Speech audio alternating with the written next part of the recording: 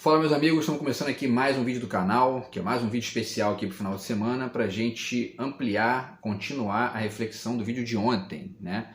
No vídeo de ontem a gente falou sobre o Mano Brown, né? E aquela questão da base do PT, as bases, né? Voltar para as bases, que foi uma ponderação que ele fez numa reunião do PT em 2018, né? Na época da campanha do Haddad contra o Bolsonaro, que infelizmente acabou com a vitória, né, desse traste que é o Bolsonaro. A gente teve que aturar aí 4 anos, tá? E aí, enfim, a gente refletiu uma série de coisas aí no vídeo anterior sobre o que são exatamente essas bases do PT, se isso realmente faz sentido, se esse conceito resume bem a questão, tá? E falamos também da questão da linguagem do povo, né? De falar a linguagem do povo ou não, que essa é uma questão que a gente vai voltar também no vídeo de hoje, tá? E se o PT de fato abandonou as bases ou não, se o processo de autocrítica, né, tem que ser feito pelo PT especificamente, pela esquerda, ou se de repente é uma autocrítica até mais ampla, talvez a gente possa falar inclusive de uma autocrítica do Brasil, né? Porque dentre outras coisas que podem ser pensadas no contexto desse tema aqui, há que se pensar aquilo que eu estou tentando desenhar no artigo aqui que eu estou escrevendo, que é uma certa educação após Bolsonaro, né? Bolsonaro perdeu a eleição, está inelegível, agora o bolsonarismo continua atuante aí, né? Está um pouco mais minguado, né? Até porque fizeram tanta cagada que, né, agora eles estão um pouco mais devagar ali, né? Baixaram um pouco a bola. Porém, ele ainda existe e mais. Ele não se resume na figura do Bolsonaro, né? O Bolsonaro é uma espécie de, né, enfim, vamos falar aqui uma expressão até meio perigosa que eu estou usando aqui de improviso, mas ele é uma espécie de bricolagem, né, de uma série de questões problemáticas que o Brasil tem, né, na sua história e não conseguiu resolver ainda. Então também vamos tentar fazer aqui nesse vídeo uma reflexão sobre isso utilizando o livro do Gessé Souza, né, que está aqui, tá? A Herança do Golpe, no qual ele faz uma reflexão sobre os agregados que pode ajudar a gente aqui a refletir uma parte dessa questão importante, tá? E também o livro do George Agamben, tá? Deixa eu ver se eu acho aqui, porque inclusive eu nem preparei muito bem aqui esse vídeo, estou fazendo também de improviso, tá? Mas o fato é que o livro do Agamben, o conceito de povo do Agamben também pode ajudar bastante a gente a entender aqui o que é isso, tá? Aí, de certa forma, qual é esse contexto, né? Porque a gente falou bastante sobre isso no vídeo anterior, né? A gente falou sobre o pobre de direita, né? Porque essa era a grande questão ali, né? Eu deixei os 2 vídeos do Mano Brown para você,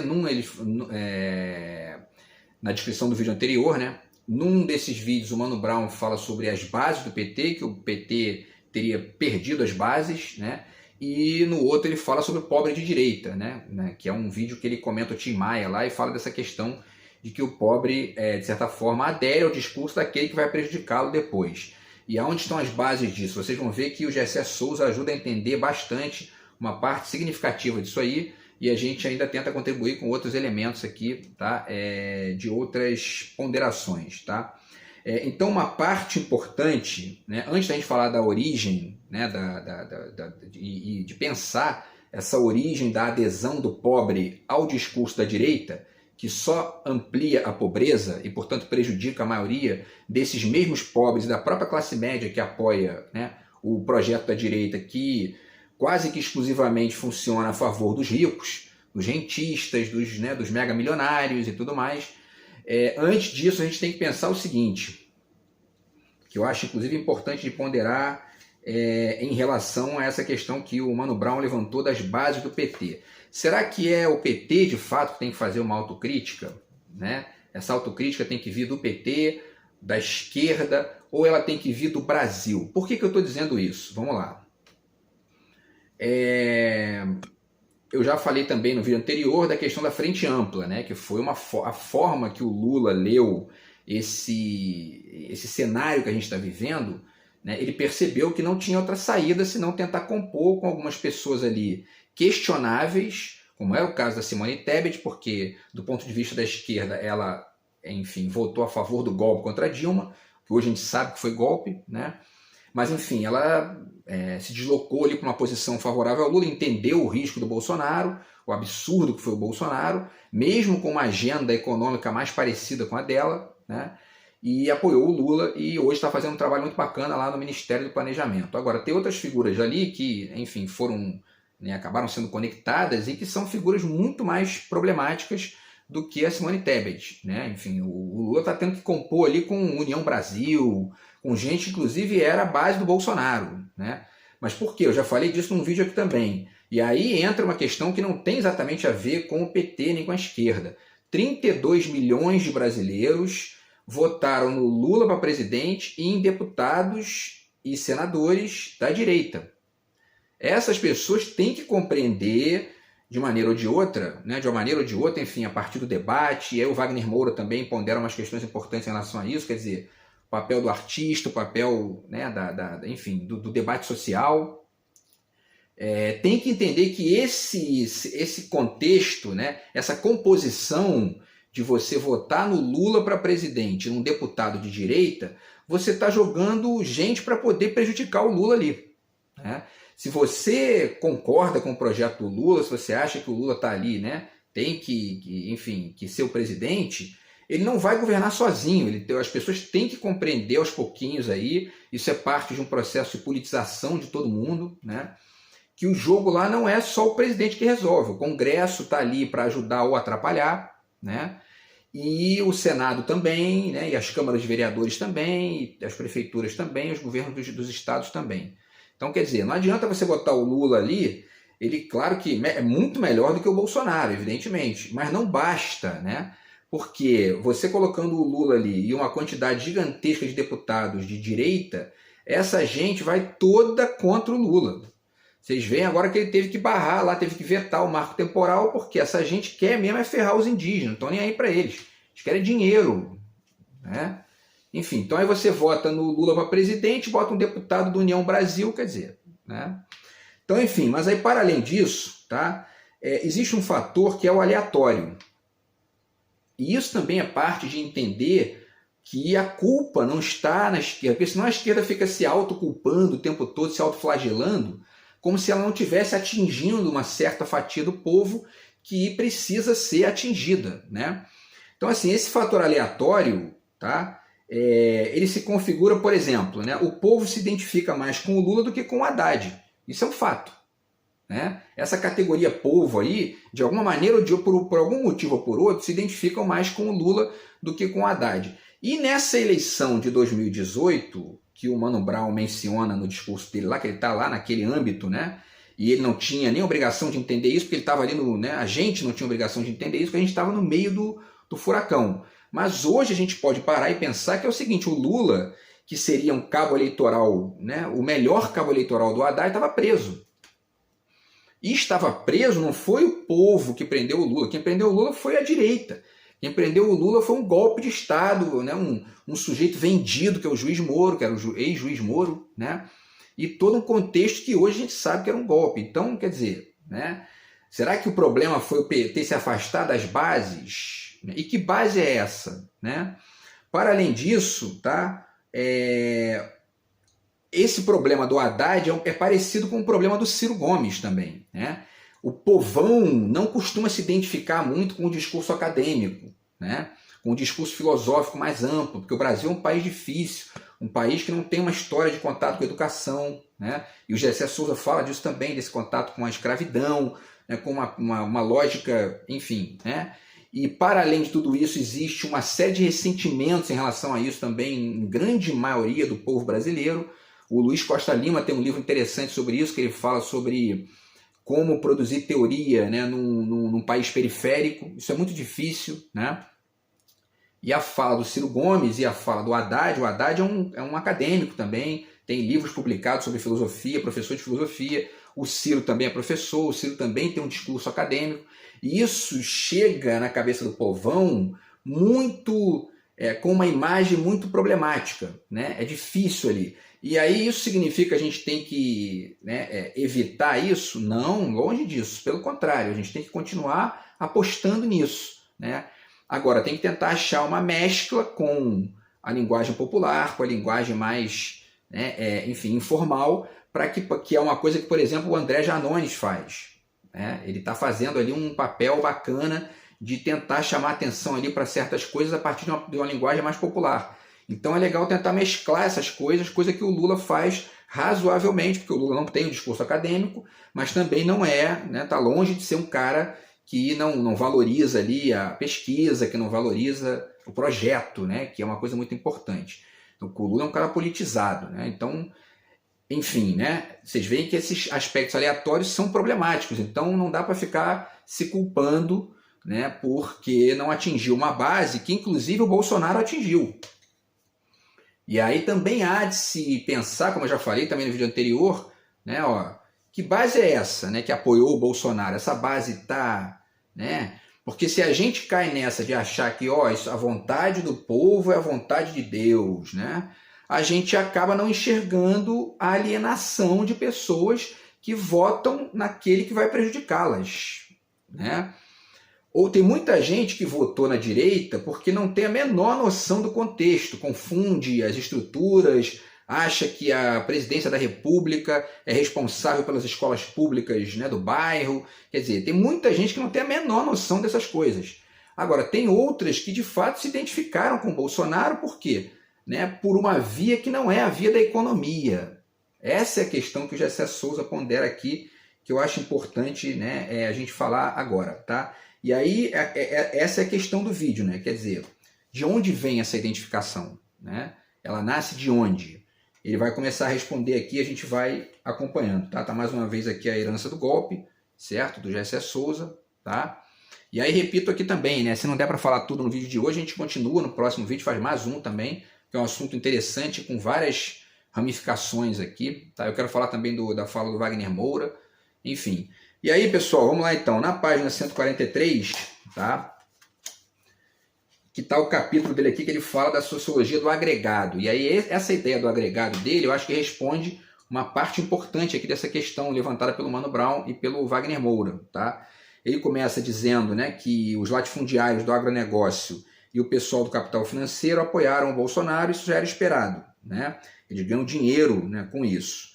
Agora, e aí ele fala aqui na página 143, né? Ele levanta aqui a seguinte questão: como compreender, né? Aliás, na 144, tá? Ele fala aqui, ó, né? Vamos ver onde está. Como compreender um amor de classe tão apaixonado, né, e tão mal correspondido, né? Que é o do pobre de direita pelo rico, pelo sujeito que está ali, né? Pelo Paulo Guedes, pelo Bolsonaro, que estão ali, que tem dinheiro no bolso, né, tão bem. Isso é um processo de identificação que dá para perceber as raízes históricas disso, as raízes, enfim, sociológicas, as raízes educacionais e culturais disso aí. E é interessante a gente pensar nisso aqui, porque esse é um ponto de discussão e que, como pondera o Wagner Moura, tem que comparecer na produção artística, na produção, enfim, né, de quem está interessado em colocar isso em questão, né?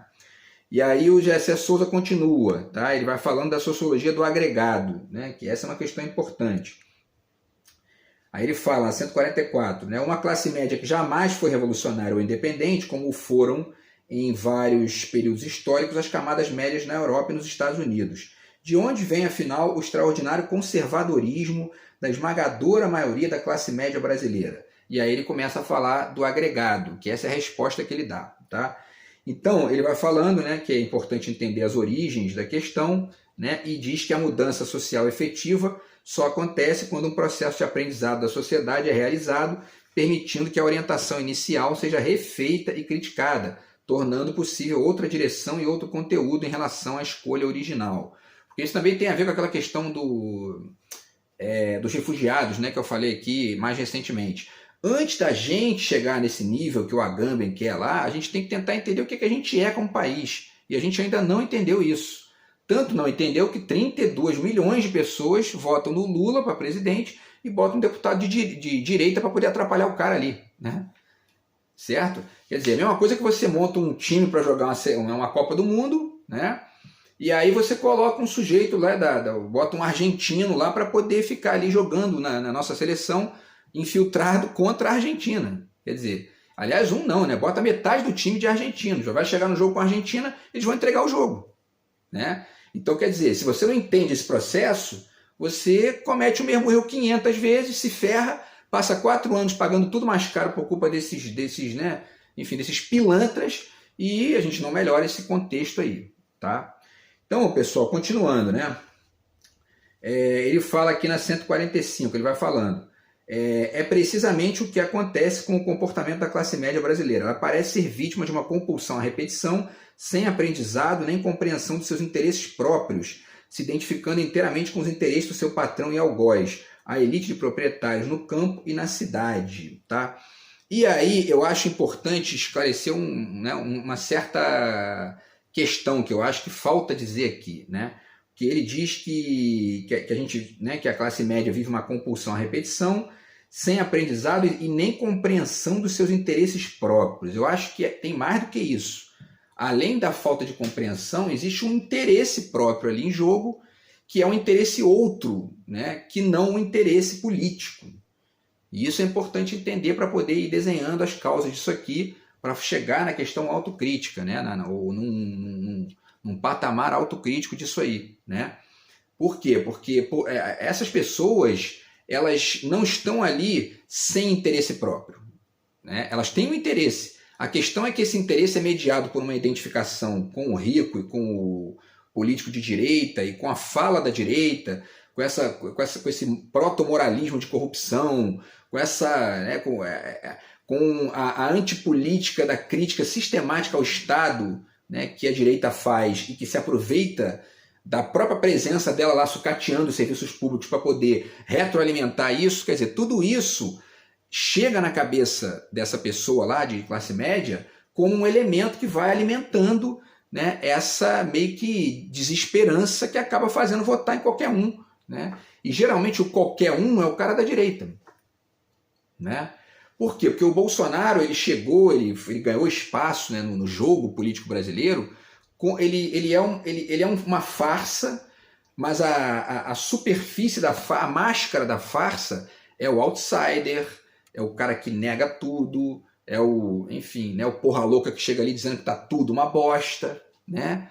Tem projeto? Nenhum, fez nada. Ficou vomitando asneira e crítica vazia, né? O mandato inteiro, enquanto Paulo Guedes ficava ali manipulando a economia a favor dos ricos, né? O próprio Bolsonaro disse aí, né, agora tem alguns meses, que foi enganado pelo Paulo Guedes, pelo ministro dele.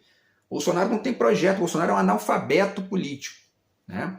Agora, essa postura dele de negação de tudo reflete anos e anos de vilanização da política feita pelos meios de comunicação de massa, feita pelos políticos de direita que ficam ali o tempo todo, né? O tal de Tarcísio em São Paulo, vamos privatizar porque não funciona. O tal do Zema, né, em Minas, tá vendo? A gente tem que diminuir o Estado, né? Agora ele aumentou 300% o salário dele, né? Entendeu?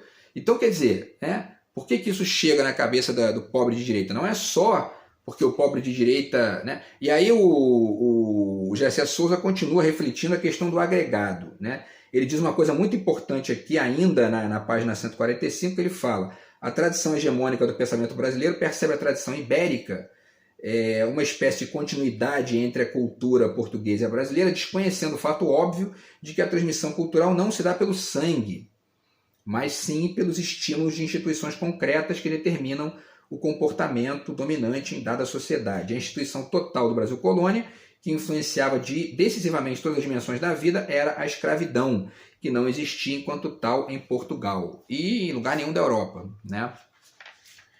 Por que isso aqui é importante? Tá?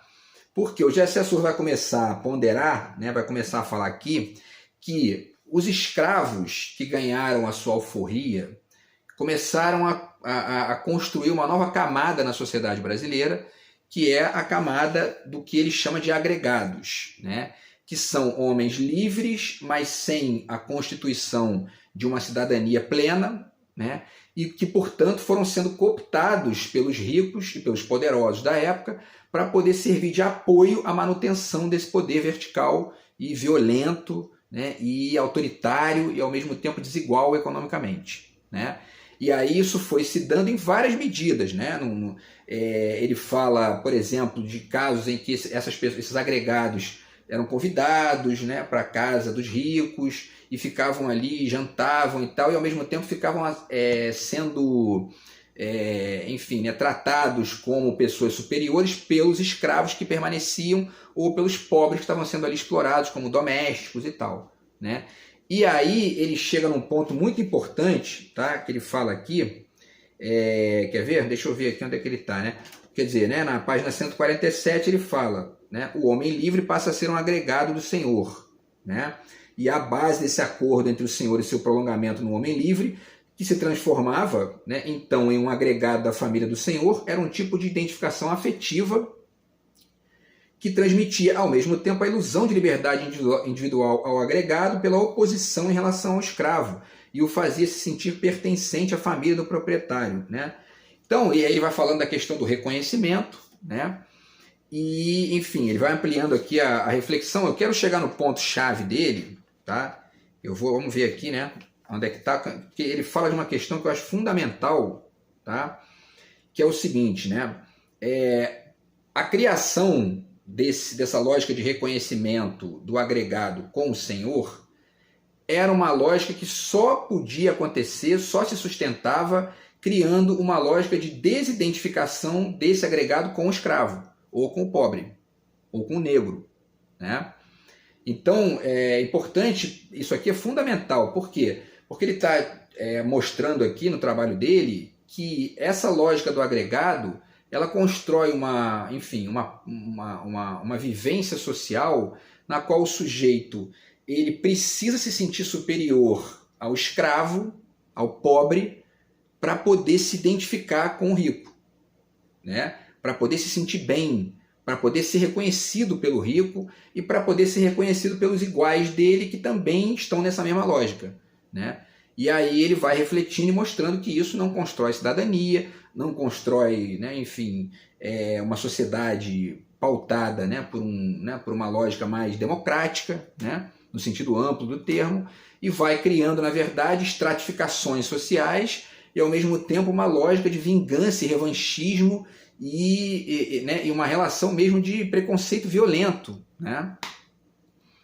Então, o classe média brasileira ele não quer de maneira nenhuma, ele olha para o pobre e ele não entende algo que tem que ser melhorado para que todo mundo chegue numa lógica bacana. Não, ele olha o seguinte, eu não quero ser isso aí, eu quero ser aquilo ali, ó, entendeu? O rico, o cara, né, que tem grana, o Paulo Guedes, o Bolsonaro, né?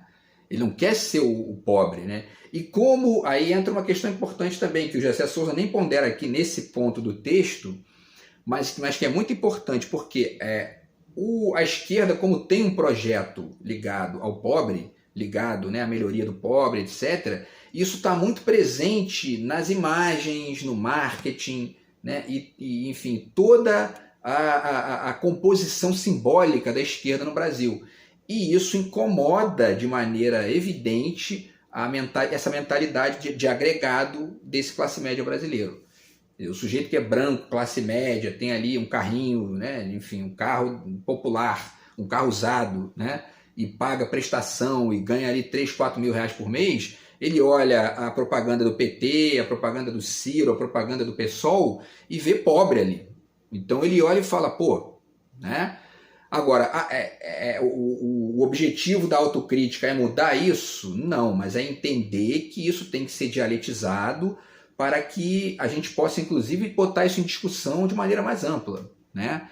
Nas escolas, nos debates sociais, enfim, na arte, para que a gente consiga, aos pouquinhos, deslocando isso. Por quê? Porque entra um ponto fundamental, que os ricos não vão fazer isso.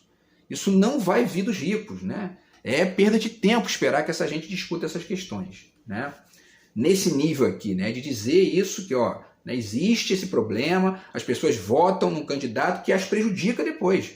E não é só o pobre, né, de direita, é a classe média também, né? A picanha chegou a 100 reais, quem come picanha não é o pobre, é a classe média, né? E hoje está 40, quer dizer, né? Então, classe média, eu falei aqui, fiz vídeo sobre o concurseiro bolsominion. Isso é um negócio assim inacreditável, né? Existe uma fatia grande da classe média que passou anos e anos aí estudando para concurso, tentando passar em concurso público, né, e vota no Bolsonaro, que eu escutei isso, né, e é um negócio inacreditável, porque não, mas o PT não inventou o concurso público. Não, mas ele não inventou, mas o Bolsonaro quer acabar com o concurso público. E você quer fazer e vai votar nele. Entendeu? Então, quer dizer, esse pensamento alienado, a gente tem que ir combatendo isso com dados, com fatos, com obras, com debate e tudo mais, né? E o Gessé Souza ajuda muito, o Mano Brown também, o Wagner Moura também, quer dizer, né? Participou de um filme agora sensacional, né? Sobre o Marighella, que é muito bom, né? Para mostrar parte disso aí, tá? Enfim, tá? E aí, para finalizar, o Gessé Souza aqui, ele vai falando, né, que na página 150 ele chega no ponto-chave, né? As pessoas passam a se orgulhar não da possibilidade de humilhar o mais frágil para se sentir melhor e mais poderosas, mas ao contrário, precisamente do fato mesmo de que todos têm que ser respeitados. Isso aqui ele está falando da Europa, né? Ele está dizendo que na Europa é assim, que no Brasil é o contrário disso, né? Aí ele continua aqui no parágrafo seguinte, da 150, ele finaliza falando do Brasil. Ele diz, o Brasil é isso, né? É um reconhecimento contra os outros, socialmente mais frágeis e não com os outros, né? Eu também já falei sobre essa questão quando eu fiz o vídeo sobre o livro da Pascale Casanova, né? A gente tem uma estrutura de base no Brasil muito difícil, as bases, né? E é a essas bases que a gente tem que voltar para entender isso. Né? Não é só voltar à base para falar a linguagem do povo, mas é a gente fazer uma autocrítica como país. Quem tem que fazer autocrítica não é só a esquerda, não é só o Lula, muito pelo contrário. Porque quem colocou o Bolsonaro lá, quem fez o golpe, quem destruiu as empreiteiras brasileiras, quem destruiu a economia brasileira, não foi o Lula, não foi o PT, não foi o Haddad, não foi o Ciro, não foi o PSOL. Quem fez isso foi a direita, foi o Bolsonaro, né? Foi o Paulo Guedes, que é um neoliberalzinho com um dinheirinho em paraíso fiscal que está borrando, né, para pobre, né? Empregada doméstica, né, viajando de avião, peraí, né? Nem esconde isso, né? Quer privatizar as praias, para os amiguinhos dele com grana entrarem e ninguém, né? E acabar com um espaço democrático aí que todo mundo pode frequentar. Quer dizer, é um verme. Então a gente tem que entender isso e dizer isso, porque é isso aí, tá? Enfim, mais uma vez o Gessé Souza ajuda bastante aqui. E aí, pessoal, para finalizar, não vai dar tempo de falar de tudo, a gente vai fazer mais um vídeo aqui sobre isso ainda, tá? Para finalizar, né, a questão aqui do Gessé Souza, tá? Aqui já estou no finalzinho do texto, onde está aqui. Quer dizer, essa questão que a gente está ponderando aqui, de certa forma, também tem um pouco a ver com o que acontece lá em Israel, né? Porque o povo israelense, parte do povo ali, tem um certo ressentimento violento, né, que acaba fazendo com que eles tratem os palestinos da mesma forma que eles foram tratados pelos alemães, né, e não construir uma lógica mais igualitária ali de convívio com a vizinhança e tudo mais, né. No caso do Brasil, isso é problemático no nível interno, né, porque a gente tem essa briga que existe entre Israel e Palestina lá, existe aqui no Brasil entre o rico e o pobre, entre o classe média agregado e o pobre. Né? Que o classe média agregado trata o pobre como o israelense trata o palestino. O rico me ofende, eu ofendo ele aqui para me vingar. Né?